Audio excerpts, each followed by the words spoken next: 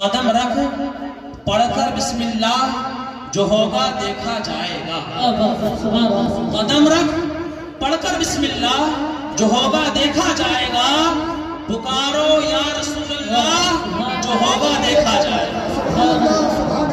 پکارو یا رسول اللہ جو ہوگا دیکھا جائے گا. اور نہ ڈر ہے قبر کا مجھ کو نہ پل کی تیز دھاروں کا. نہ ڈر ہے قبر کا ہم کو نہ پل کی تیز دھاروں کا. کیوں؟ کیونکہ مدد کو ہے رسول اللہ. کیونکہ مدد کو ہے رسول اللہ جو ہوگا دیکھا جائے گا. مدد کو ہے رسول اللہ جو ہوگا دیکھا جائے گا. اور بڑے خوش ہو کر اسماعیل ابراہیم سے بولے ذبح کر دو خلیل اللہ جو ہوگا دیکھا جائے گا. سبحان اللہ. ذبح کر دو خلیل اللہ جو ہوگا دیکھا جائے گا. قدم رکھ پڑھ کر بسم اللہ جو ہوگا دیکھا جائے گا. پکارو یا رسول اللہ جو ہوگا دیکھا جائے گا. جس میدان کے اندر، جس فیلڈ کے اندر، جس کام کے اندر، جس ورک کے اندر، جس پروفیشن کے اندر بسم اللہ شریف پڑھ کر قدم رکھ دیا جائے اللہ اس میں کامیابی عطا کرے. لیکن وہ فیلڈ، وہ بزنس، وہ ورک، وہ ہمارا پروفیشن ناجائز نہیں ہونا چاہیے. جائز ہو ہر وہ کام جو جائز ہے، ہر وہ کام جو شریعت مطہرہ کے مطابق ہے. اگر اس کام کو ہم بسم اللہ پڑھ کر شروع کرتے ہیں اس میں اللہ تبارک و تعالیٰ کا نام شامل ہو جاتا ہے. اور جس کام کو اللہ کے نام سے شروع کیا جائے وہ کام اللہ تبارک و تعالیٰ آسانی کے ساتھ کامیابی تک پہنچا جائے. آپ دیکھیں حدیث پاک میں اللہ کے پیارے حبیب صلی اللہ علیہ وسلم نے ارشاد فرمایا کہ جب تم کھانا کھاؤ تو اللہ کے نام سے کھانے کو شروع کرو. یا رسول اللہ کیوں؟ کیونکہ جو کھانا اللہ کے نام سے شروع کیا جاتا ہے اس کھانے میں اللہ برکتیں عطا کرتا ہے. آج ہمارے یہاں برکتیں ختم ہو چکی ہیں، اس کے کئی وجوہات ہیں، اس کے کئی ریزنز ہیں. بٹ سب سے اہم جو ریزن ہے وہ یہی ہے کہ ہم اپنے کاموں کو، اپنے جائز کاموں کو اللہ کے نام سے شروع نہیں کرتے بلکہ کچھ ایسی چیزیں اس کے اندر شامل کر لیتے ہیں جیسے کہ ریاکاری، دکھاوے کو شامل کر لیتے ہیں. اور دکھاوا اللہ کو پسند نہیں. دکھاوا اللہ کو پسند نہیں ہے. حدیث پاک کے اندر ذکر کیا گیا کہ ریاکاری کیا ہے؟ ایک طرح سے شرک اصغر ہے. کیا کہا گیا؟ شرک اصغر، چھوٹا شرک ہے. اللہ کو ریاکاری پسند نہیں. جس کام میں اللہ تبارک و تعالی کے بجائے ریاکاری لوگوں کو دکھاوا کرنا شروع کر دیا جائے وہ کام کبھی بھی برکتوں والا نہیں ہو سکتا. اس لیے ہماری نیت یہ ہونا چاہیے. ایک بڑی معروف و مشہور حدیث بات ہے، اللہ کے پیارے حبیب صلی اللہ علیہ وسلم ارشاد فرماتے ہیں نیت المؤمن خیر من عملہ. مسلمان کی نیت اس کے عمل سے بہتر ہوتی ہے. سوچی تو صحیح کہ ہمارا عمل اپنی جگہ پر ہے لیکن اگر عمل سے پہلے ہم نے نیت اچھی کر لی تو وہ نیت عمل سے بھی بہتر ہو جائے گا. آپ سوچیں کہ ہم نماز پڑھنے کے لیے جا رہے ہیں. نماز اتنی بڑی عبادت ہے لیکن اس عبادت سے بھی افضل کوئی چیز ہو سکتی ہے. جی ہاں، وہ کچھ اور نہیں، وہ کئی اور عبادت نہیں ہے بلکہ وہ ہماری نیت ایک ایسی عبادت ہے. اگر ہم نے نیت لے کر دیں کہ ہم یہ نماز پڑھ رہے ہیں اللہ تبارک و تعالیٰ کی رضا کی نماز پڑھ رہے ہیں، ہم جو نماز پڑھا کر رہے ہیں اللہ کو راضی کرنے کے لیے نماز ادا کر رہے ہیں. اس نے جو ہمارے اوپر نماز کی فرضیت کا حکم لاحق کیا ہے ہم اس کو ادا کرنے کے لیے نماز ادا کر رہے ہیں. اللہ پر یہ نیت ہمارے اس عمل کو بہتر بنا دیتی ہے. قبولیت کی منزل تک پہنچانے کا سبب یہ نیت بن جایا کرتی ہے. لیکن اس کا برعکس دیکھیں، اس کا اپوزٹ دیکھیں تو کیا ہوتا ہے؟ اگر یہ نیت ہم نے اس لیے کر لی کہ میں اپنے پڑوسی کو دکھانے کے لیے نماز پڑھ رہا ہوں، اللہ پر میں اپنے بڑے کو دکھانے کے لیے یا لوگوں کو جتانے کے لیے نماز پڑھ رہا ہوں تاکہ لوگ مجھے نمازی کہیں، تاکہ لوگ مجھے زاہد کہیں، تاکہ لوگ مجھے عابد و زاہد کہیں، اللہ پر تو نماز تو وہی ہے،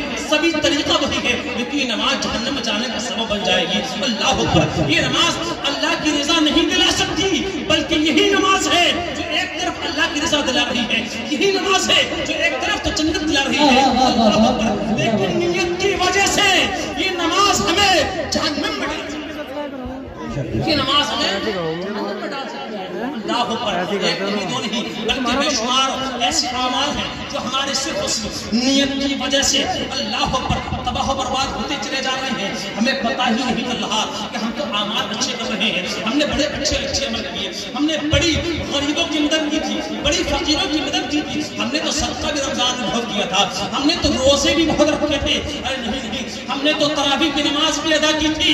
लेकिन मौला हमें ये रोजे की बरकतें क्यों न मिल पाई, हमें सदक़े की बरकतें क्यों न मिल पाई, हमें ज़कात की बरकतें क्यों न मिल पाई। भाई सुन, ये तमाम अमाल की बरकतें डिपेंडेड हैं तेरी नियत पर, अल्लाह पर। शायद तेरी नियत सही नहीं थी, तेरी नियत सही नहीं थी, तेरी काम करने का जो सबब मकसद था, रीजन था, वो सही नहीं था।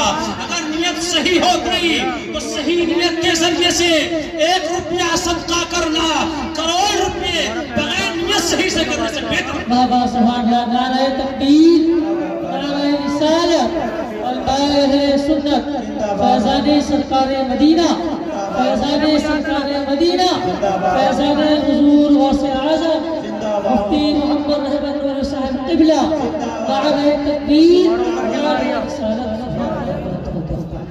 तो सब कुछ बताइए कि सारी इबादतें मौकूफ है नियत पर, कि खुद हदीस से पाक के अंदर जिक्र किया गया इन्नमल अमालु बिन्नियात, इन्नमल अमालु बिन्नियात, सारे अमाल नियत पर मौकूफ है, नियत पर डिपेंड करते हैं। आपने देखा होगा, बल्कि इसकी हदीस से पाक के अंदर अल्लाह के प्यारे हबीब इरशाद फरमाते हैं इन्नमल अमालु बिन्नियात, कि अमाल का दारोमदार नियत पर है। अल्लाह अकबर। आगे जिक्र किया गया, इसका मफहूम ये है कि अगर कोई शख्स कोई औरत हज का इरादा करे और नियत उसकी हज को अदा करने की हो तो उसे हज का सवाब मिलेगा, और अगर नियत उसकी किसी काम काज के करने के लिए घर से निकला और बीच में हज कर दिया तो उसे हज का सवाब नहीं मिलेगा। अल्लाह अकबर। यानी कि हम घर से निकल रहे हैं नमाज को अदा करने के लिए, अल्लाह अकबर, और मस्जिद तक जाने तक हमने जितने भी कदम चले हर कदम हमारा सवाब में लिखा जाएगा, हर कदम हमारा नेकी में लिखा जाएगा। लेकिन आप जो है नमाज के लिए नहीं बल्कि मस्जिद तक जा रहे हैं किसी और काम के जरिए से, किसी दूसरे काम के जरिए से, तो आपका वो कदम सवाब में नहीं हो सकता। कदम वही है, रास्ता वही है, मंजिल वही है, गायब वही है, मकसूद वही है, लेकिन एक तरफ सवाब है दूसरी तरफ सवाब नहीं। वजह से ये है कि वहां नीयत अच्छी थी और दूसरी तरफ दूसरी उम्मीद है आपने इस मुख्तसर सी बात को अपनी ज़िंदगी में अच्छे से कर लिया होगा। अब आइए मैं अपनी असली तकलीफ की तरफ चलता हूँ। अल्लाह तबारक व तआला कुरान करीम फुरकान हमीद में शाह फरमाता है इन्ना अरसलनाका शाहिदन मुबश्शिरन व नज़ीरा लितुमिनु बिल्लाहि व रसूलिहि व तुअज़्ज़िरुहु व तुवक्किरुहु व तुसब्बिहुहु बुक्रतन व असीला। अल्लाह तबारक व तआला अपने प्यारे हबीब और वो हबीब अल्लाह अकबर जिनके बारे में खुद अल्लाह तबारक व तआला जिनकी हमको सना बयान कर रहा है, जिनकी पाकी को बयान कर रहा है, जिनकी अज़मत और शान को कुरान करीम के वगैरह है, तभी अल्लाह वगैरह सब आयत करीमा के अंदर भी अपने हबीब सल्लल्लाहु अलैहि वसल्लम की 3 खूबियां इरशाद फरमाई। कितनी खूबियां? 3 खूबियां। समाअत कीजिए। अल्लाह शाह फरमा रहा है ए महबूब हमने आपको शाहिद बनाकर भेजा, मुबश्शिर बनाकर भेजा और नज़ीर बनाकर भेजा।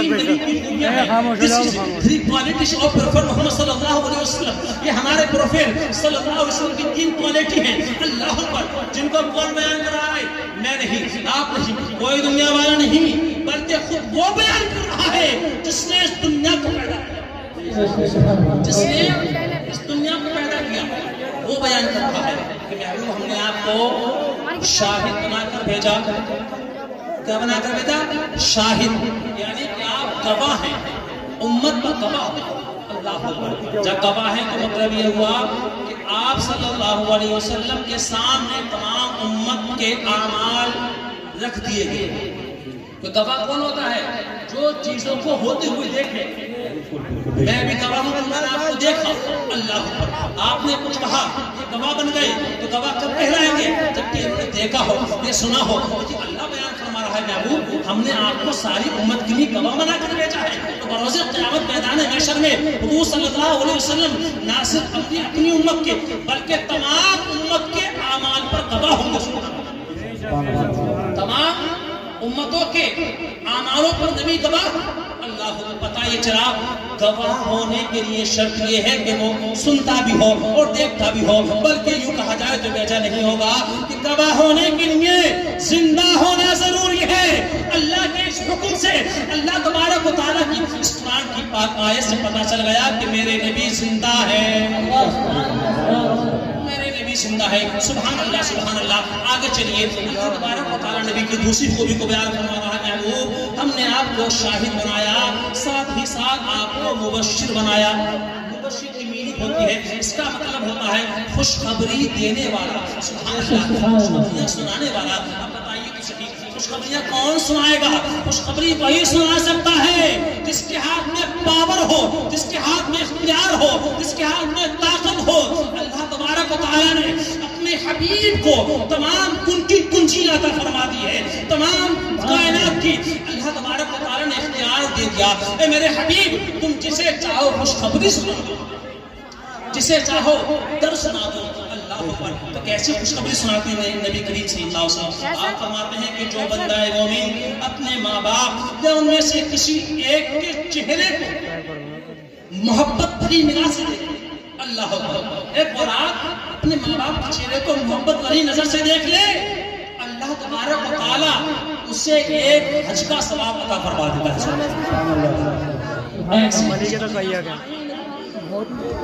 آج حج کر رہے ہیں کتنی محنت و مشقت کرنی پڑتی ہے، اللہ وہ حج لیکن اللہ تبارک و تعالیٰ کے رسول نے ہمارے لیے کتنی آسانیاں کر دی۔ اپنے ماں باپ کے چہروں کو دیکھیں، محبت بھری نظر سے ان کے ساتھ شفقتیں کریں، جس طریقے سے ماں باپ نے ہمارے بچپن میں ہمارے ساتھ شفقتیں کی تھی کہ خود گیلے بستر میں سو جایا کرتے تھے لیکن ہمیں کبھی گیلے میں نہیں سویا۔ سبحان اللہ۔ یہ ماں باپ کی شان، آپ دیکھیں ماں باپ نے قرض کو، ان کی محنت و مشقت کو دنیا کی کوئی بڑی سے بڑی نعمت اس کا بدلہ چکا ہی نہیں سکتی، اللہ اکبر، سوائے اس کے کہ ہم ان کے ساتھ زندگی بھر حسن سلوک سے پیش ان کی خدمت کرتے رہیں۔ اس کے علاوہ ہمارے پاس کوئی چارہ نہیں ہے، اس کے علاوہ ہمارے پاس کوئی راستہ نہیں ہے، اور ہم چاہتے ہیں کہ ماں باپ حق ادا کر دیں تو ان کی میت پر جا کر، ان کی قبر پر جا کر، اللہ اکبر، ان کے جسم، اس مردہ جسم کے پاس جا کر یہ کہنے سے کام نہیں چلے گا کہ ماں کی دودھ کو معاف کر دے، اللہ نہیں، یہ سب کچھ نہیں ہو سکتا۔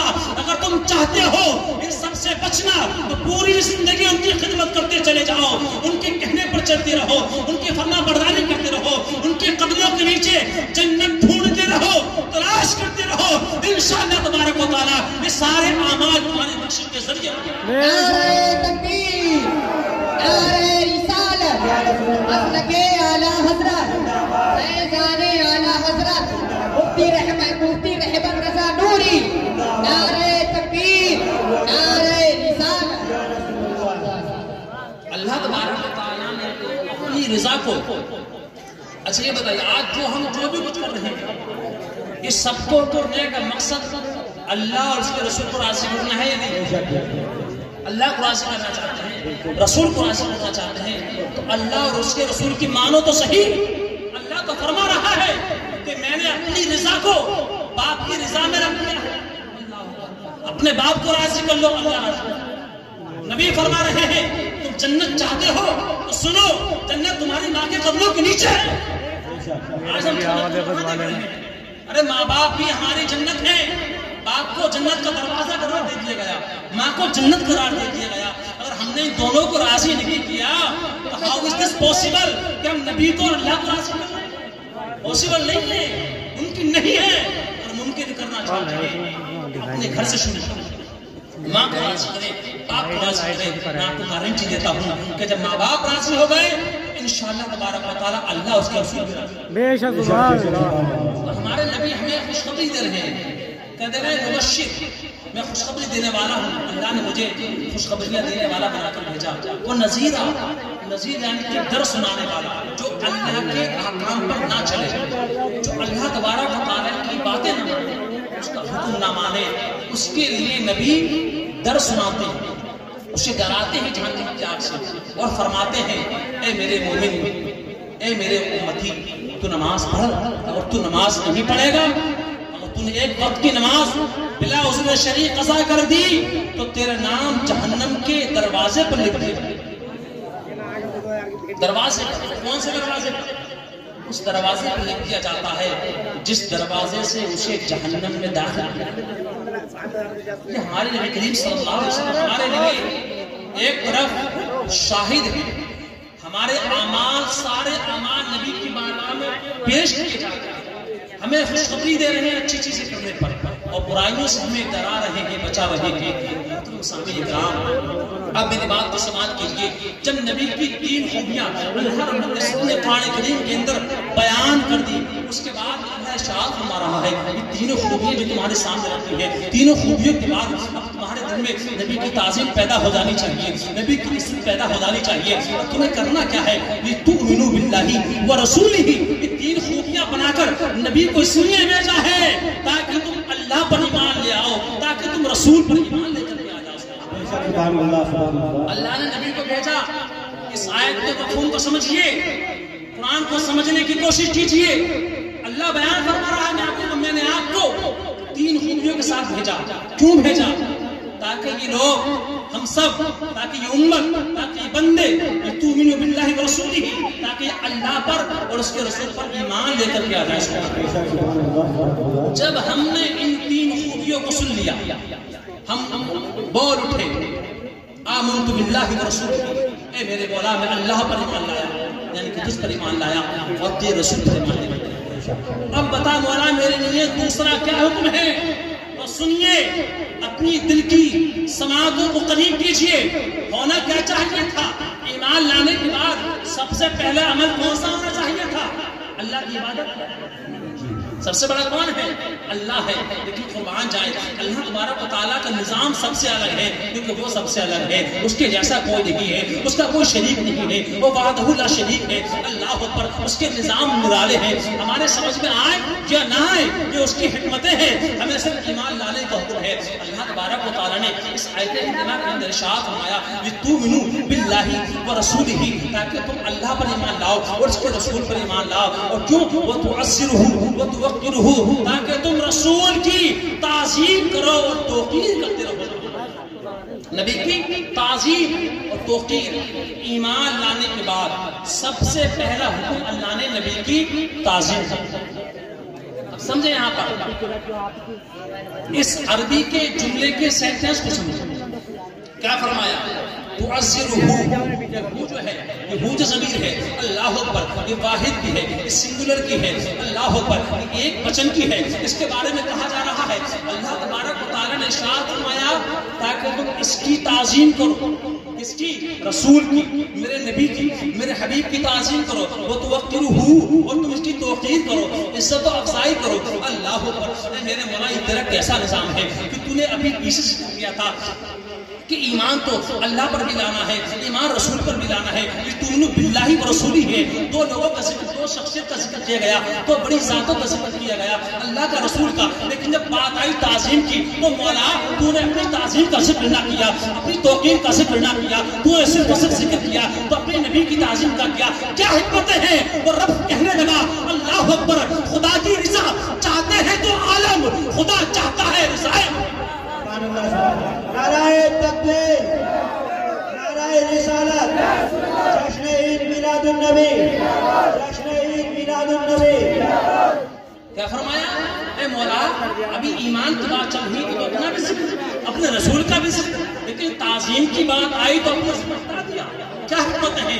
یہ شعر بہتر تھا کہ خدا کی رضا چاہتے ہیں تو عالم، اور خدا چاہتا ہے رضائے محمد صلی اللہ علیہ وسلم۔ اللہ تبارک و تعالیٰ کی شان اتنی بلند والا ہے کہ وہ اپنے محبوب کی رضا چاہتا ہے، وہ اپنے محبوب کی تعظیم چاہتا ہے۔ اے مسلمانوں، میں آپ سے کہنا چاہتا ہوں، جو ہم ایمان کا دعویٰ کر رہے ہیں، اللہ اکبر، اللہ تبارک و تعالیٰ نے ایمان کے بعد سب سے جو اہم فرض ہمارے اوپر رکھا ہے وہ نبی کی تعظیم کو رکھا ہے۔ تعظیم کس کو کہتے ہیں؟ تعظیم کا جو ایریا ہے، تعظیم کی جو ڈیفینیشن ہے، اس کی جو تفصیل ہے، اس کا جو فیلڈ ہے وہ بہت وسیع ہے، بہت بڑا ہے۔ آج سمجھتے ہیں کہ تعظیم اصل میں ہے کیا چیز؟ تعظیم کہتے ہیں کسی کو؟ آپ سنیں گے صحیح، اگر آپ کہیں کہ میرا بیٹا میری تعظیم کرتا ہے، کوئی باپ کہے کہ میرا بیٹا میری تعظیم کرتا ہے، میری عزت کرتا ہے، ہم کہیں گے ٹھیک ہے مان لیا۔ جب اس باپ کے ساتھ ہم گھر جاتے ہیں اور وہی باپ اپنے بیٹے کو، اپنی اولاد کو حکم دیتا ہے، بیٹا گلاس میں پانی لاؤ، بیٹا کہتا نہیں میں پانی نہیں لاؤں، بیٹا کھانا لگا دو، نہیں میں کھانا نہیں لگاؤں، کسی اور سے لگاؤ۔ آپ کہتے ہیں کیا معاملہ ہے؟ ابھی تو آپ کہہ رہے تھے کہ میرا بیٹا میری تعظیم کرتا ہے، میری عزت کرتا ہے، 4 لوگوں کے سامنے بھی کہا تھا۔ اب آپ کی بات خراب ہو گئی 4 لوگوں کے سامنے، بات سمجھے، مثال دے رہا ہوں، مثال ہے کیا 4 لوگوں کے سامنے ایک باپ نے دعویٰ کر دیا کہ میرا بیٹا میری تعظیم کرتا ہے، گھر جا کے پتا چلا کہ اس کے کہنے سے گلاس میں پانی بھی نہیں، یہ کیسی تعظیم؟ تعظیم کا مطلب ہوتا ہے حکم پر عمل کرنا، حکم پر عمل کرنا۔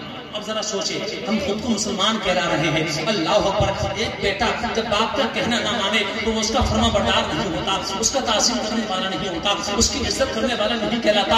ہم رسول اللہ پر ایمان لانے والے ہیں اور ہم کہہ رہے ہیں کہ ہم رسول کی تعظیم کرتے ہیں، اللہ پر رسول نے تو 1 نہیں 2 نہیں بلکہ صبح قیامت تک آنے والے تمام انسانوں کے سامنے، بلکہ جن و بشر اللہ کی تمام مخلوق کے سامنے یہ کہا تھا، اقیم الصلاۃ، اے میرے غلاموں تم نماز کو قائم کر لینا، تم نماز پڑھنا، روزہ رکھنا، زکات دینا، حج کرنا، غریبوں کی مدد کرنا، اللہ پر شراب نوشی نہ کرنا، جو نہ کھیلنا، آپس میں فساد نہ کرنا، جھگڑے نہ کرنا، گناہوں کو نہ کرنا، غیبت نہ کرنا، چغلی نہ کرنا، جھوٹ نہ بولنا، اللہ پر حسد نہ کرنا، ریاکاری دکھاوا نہ کرنا۔ میرے نبی نے صبح قیامت تک آنے والے ہر انسان کی روح کے سامنے اس حکم کو رکھ دیا اور ہم کہہ رہے ہیں ہم نبی کی تعظیم کرتے ہیں۔ اگر تعظیم کرتے تو شراب نوشی نہیں کرتے، تعظیم کرتے تو جھوٹ نہ بولتے، تعظیم کرتے تو ہم جو ہے غیبت چغلی نہ کرتے، اللہ پر کسی گناہ کو نہیں کرتے۔ اگر تعظیم کر لیتے تو اپنے سر کو 5 وقتہ مسجد میں جا کر جھکا دیں۔ نعرہ تکبیر، نعرہ رسالت، نعرہ رسالت، خلاق اعلی حضرت، نعرہ تکبیر۔ جب ایک بچہ 4 لوگوں کے سامنے باپ کی بات نہ مانے تو وہ نافرمان ہے۔ ارے سنو تو صحیح مسلمانوں، ہم نبی کی امتی کہلا رہے ہیں اور ہم کہیں نبی کی بات ہم اتنے لوگوں کے سامنے معاذ اللہ ٹھکرا رہے ہیں۔ نبی کی نماز کا حکم، شراب سے بچنے کا حکم پیٹ پیچھے ڈال کر معاذ اللہ رب العالمین گناہوں میں ڈوبتے چلے جا رہے ہیں، تو ہم کتنے لوگوں کے سامنے نبی کی اس بات کو معاذ اللہ رب العالمین رسوا کر رہے ہیں۔ نبی کے احکام کو ہم نے سمجھا ہی نہیں، نبی کی ہمدردی کو ہم نے سمجھا ہی نہیں۔ جب نبی کریم صلی اللہ علیہ وسلم، آج ہم ان کا یوم ولادت منانے کے لیے بیٹھے ہیں، جب نبی دنیا میں تشریف لائے، آپ کی پیدائش ہو رہی تھی، ربی حبلی امتی کی صدائے تھی، بارہا آپ سنتے ہیں، لیکن مجھے یہ تو بتاؤ اے مسلمانوں، میں آپ سے پوچھنا چاہتا ہوں کہ نبی کریم صلی اللہ علیہ وسلم تشریف لا رہے تھے اپنی ولادت پر ہمارا ذکر کر رہے تھے، تو اگر آج ہم نبی کی ولادت پر ذکر نہ کریں کیسے ہو سکتا ہے؟ ارے ہم ذکر کریں گے، کہنے والا کچھ بھی کہتا رہے، اللہ پر گستاخان رسول ہمیں روکتے رہے، رکنا نہیں ہے، جلسے منانے ہیں، نبی کا میلاد منانا ہے، ان کی نعمت کا نعرہ لگانا ہے۔ نبی نے اپنی پیدائش پر امت کو یاد کیا تھا، آج ہم ان کی پیدائش پر نبی کو یاد کریں گے۔